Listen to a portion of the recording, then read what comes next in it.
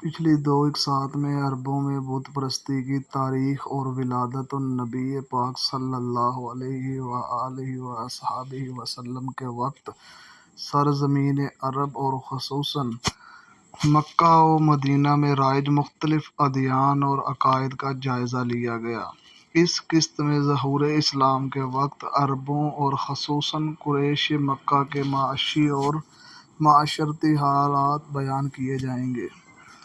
ظہور اسلام کے وقت اگر عرب معاشرے کا ایک سرسری سا جائزہ لیا جائے تو ایک بات شدت سے محسوس ہوتی ہے کہ تب کا عرب معاشرہ ایک ہی وقت میں اچھی بری متضاد خصلتوں کا شکار تھا، اور اس سے بھی اہم بات یہ کہ اچھی بری یہ متضاد خصلتیں اپنی پوری شدت سے ان میں سرایت پذیر تھیں۔ ایسے میں اگر ہم ان میں رائج بدعات و رسوم و رواج کو مد نظر رکھیں تو عرب معاشرہ ایک بدترین معاشرے کی تصویر پیش کرتا ہے، اور اگر ہم عربوں کے اوصاف حمیدہ کو سامنے رکھیں تو در حقیقت ان سے بہتر انسانی معاشرہ اور معاشرتی اقدار کی نظیر ملنا مشکل ہے۔ بنیادی طور پر عرب معاشرہ تین طبقات پر مشتمل تھا۔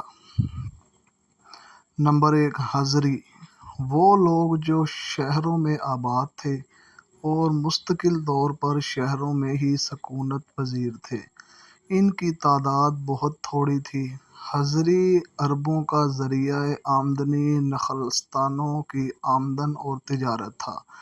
در حقیقت یہ آپ صلی اللہ علیہ وآلہ وصحبہ وسلم کے پردادا حضرت ہاشم تھے، جنہوں نے روم و ایران اور شام و ہندوستان کے حکمرانوں کے ساتھ تجارتی معاہدات کیے۔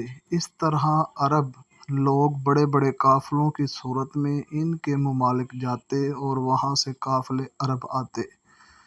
قریش مکہ کو کیونکہ خانہ کعبہ کی تولیت کی وجہ سے مرکزی اہمیت حاصل تھی، اس لیے قریش مکہ کے قافلوں کو عرب کے بدوی قبائل لوٹنے سے بھی گریز کرتے۔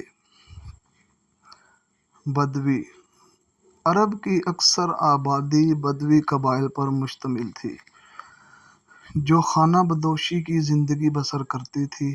ان کا اصل ذریعہ معاش گلہ بانی یعنی جانور پالنا تھا، اسی لیے جہاں کہیں چراگاہ نظر آتی وہیں ڈیرے ڈال دیے جاتے تھے۔ جب اس چراگاہ میں ان کے جانوروں کی خوراک ختم ہو جاتی تو وہاں سے کسی اور جگہ کا رخ کرتے۔ اس کے علاوہ رہزنی بھی ان کی آمدن کا ایک بڑا ذریعہ تھا۔ یہ لوگ عرب کے صحراؤں میں آتے جاتے قافلوں کو لوٹ لیتے۔ جو قبائل ڈاکہ کے ذریعے روزی کماتے تھے وہ اس پر بہت فخر کیا کرتے تھے۔ نمبر 3، لونڈی اور غلام۔ معاشرے کا تیسرا اور سب سے نچلا طبقہ لونڈیوں اور غلاموں کا تھا، جو حضری و بدوی عربوں کے ساتھ خادم کی حیثیت سے رہتے تھے۔ غلاموں میں عرب اور غیر عرب دونوں شامل تھے۔ عرب تو قبائل کی آپس کی جنگ میں مغلوب ہونے یا پھر مقروض ہونے کی وجہ سے لونڈی اور غلام بنا لیے جاتے، جبکہ غیر عرب بکتے بکاتے سرزمین عرب پہنچتے، جہاں باقاعدہ منڈیوں اور بازاروں میں ان کی خرید و فروخت ہوتی تھی۔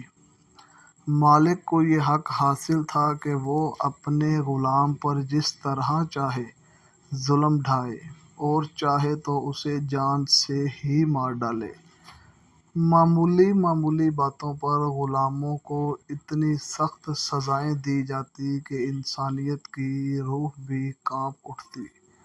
غلام کا بیٹا بھی پیدائشی غلام ہوتا تھا۔ اسی طرح لونڈیاں بھی ظلم و ستم کا نشانہ بنتی تھیں اور ان سے بدکاری کا پیشہ بھی کرایا جاتا تھا۔ ناچ گانے جاننے والی لونڈیوں کی قیمتیں نسبتاً زیادہ ہوتی تھیں۔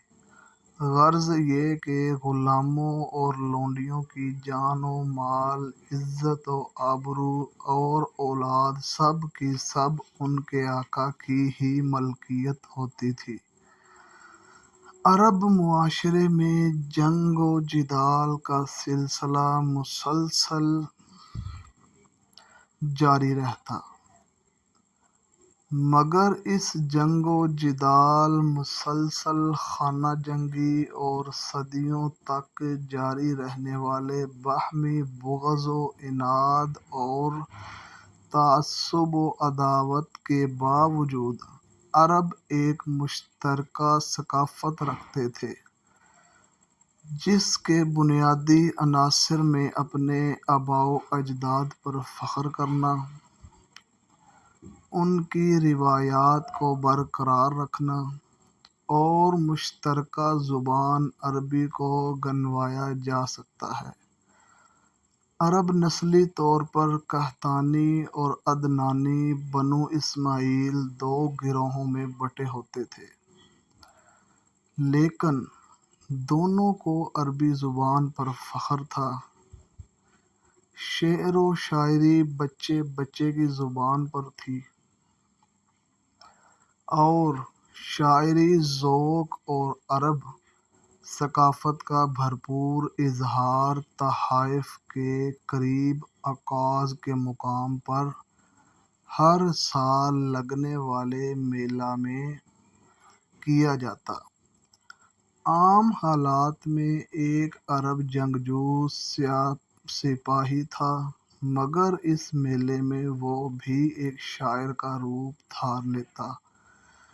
شراب خوری کی مجلسیں سجائی جاتی اور گردش جام کے ساتھ ایسی بلند پایہ غزلیں کہی جاتی کہ آج تک اس دور کے ادب کو کلاسیکی مانا جاتا ہے۔ فاحشہ عورتوں کی موجودگی نے ان مجالس کو بیہودگی کی انتہا پسندیوں تک